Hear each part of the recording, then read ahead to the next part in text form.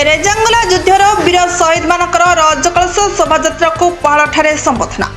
नवेम्बर 18 तारिख 1962 मसीह चीन सैनिक माने काश्मीर अंचल रेजांगला घाटी पर अतर्कित आक्रमण करते बेले भारत 120 जन जादव सैन्य से युद्ध होता। सेथिमध्यरु 114 जन सैनिक शहीद होते। सही अहिर जादव शहीद स्मृति रे भारतीय सेना बाहिनी रे एक स्वतंत्र अहिर रेजिमेंट गठन निमंते केंद्र सरकार निकट में दृढ़ दाबी जणाइबा उद्देश्य चलित वर्ष एप्रिल 13 तारिख बिहार चापरारू आरंभ होइतिबा उक्त शहीद कलश शोभायात्रा पहाड़ रे पहुंचीथिला।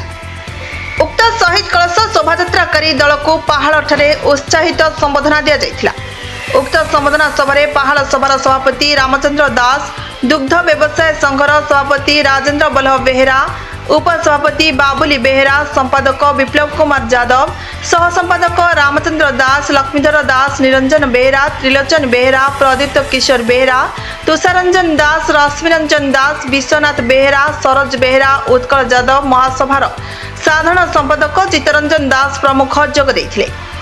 आउ शोभायात्रा फुलनखरारू बाहरी ब्राह्मण झरिल अड़सपुर देई नियालीर गोपालनगर कुतामचंडी मंदिर ठारे पहुंची।